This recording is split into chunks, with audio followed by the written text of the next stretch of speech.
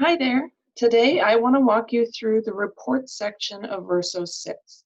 This overview will be beneficial to anyone who does collection development, maintains their library's collection or patron database, or those who would like to know more about some of the canned reports that Verso already has made for you.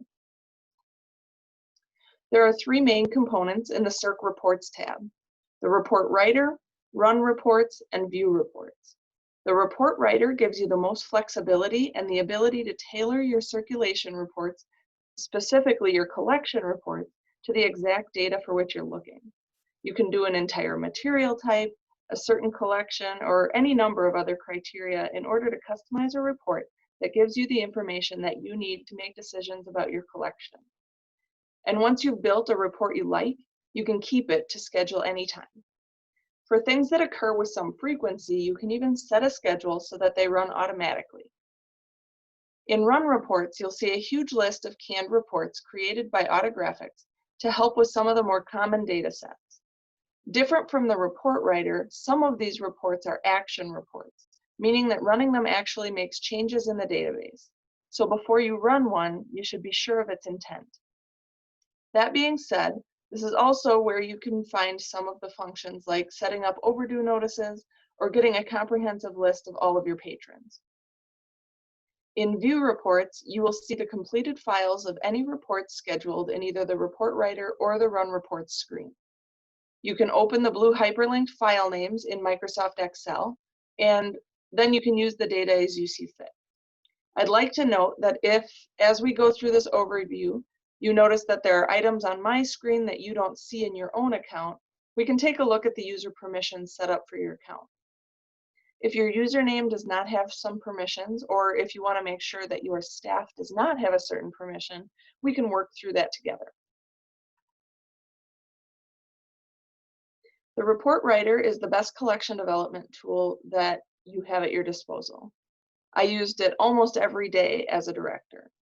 You can find out information about your collection's history, find out how old your collection is, check what you have in the catalog, and whether it actually exists on your shelves, and more. This is your best friend when it comes to weeding, especially when you're looking at items that haven't circulated in a number of years, or which were published so long ago that the information inside is no longer accurate or relevant. You can create your own inventory tool so that you can check your shelves and perhaps find the item that you misplaced or set to the incorrect location. You can set reports to run automatically on a schedule in order to help you better maintain your collection. And this is one of the most powerful areas of Verso if you're willing to spend a little bit of time getting familiar with it.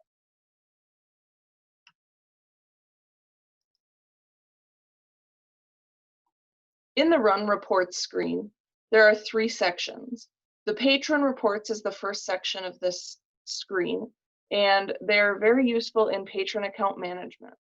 You can clean up accounts that are expired, check patron categories and township codes, schedule overdue and item due notices, and move the overdue items to patron lost. Here I've starred the 5 patron reports that are most likely to be useful to you in your normal course of the year. The patron listing gives you exactly that, a list of all of the patrons that you have your library set as their home location. You can use this report to check township codes, clean up expired or incorrect records, or to look at other information regarding your patrons. The expired patrons report gives you the opportunity to run a report of only patrons who have expired. The overdue and item due notices are action reports, meaning that setting them up creates action. In this case, emailing or creating printout overdue and item due notices for your patrons. You can set them up on a schedule and they'll run automatically. The Remove Overdue Items report has a name that's somewhat misleading. Remove anything. It just simply moves items that are currently overdue for a period of your choosing, like say 60 days overdue, to the patron lost status. This charges the patron's account for the lost material and moves it to the Lost tab on their account. It does not, however, remove the item from your collection.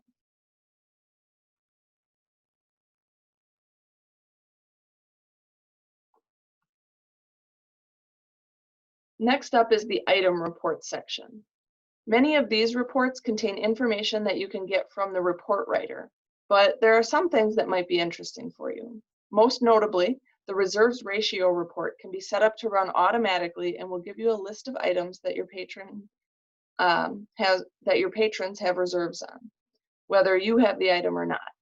This could help you with collection development or show you where the holes are in your collection in regards to your patrons' desires.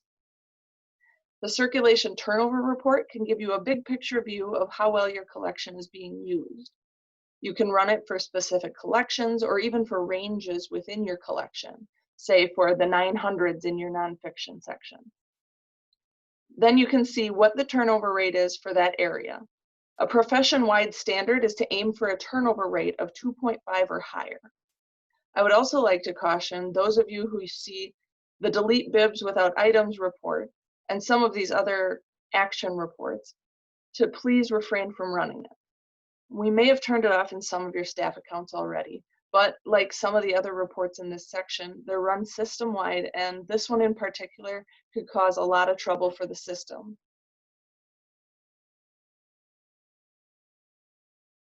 The fines and fees report section is less useful to libraries which don't collect fines or which use the pay fines feature when they're waiving fines. Many of these reports are also specific to libraries that accept payment types other than cash through Verso. The one useful report that libraries might want to use is the Patrons with Outstanding Fines report. This report can be run to give you a list of all the patrons from your library who have fines. You can narrow it down to a range of amounts or leave the range areas blank and get a complete list.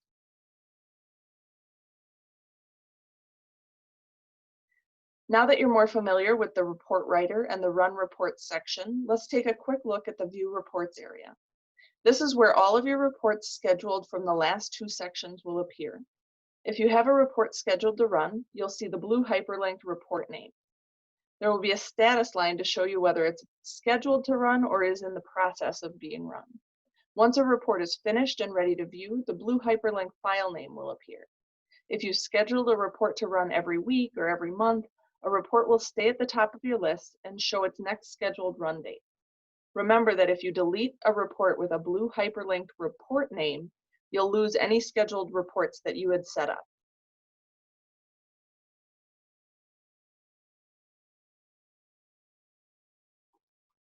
The nice thing about reports in Verso is that most of them export into Excel.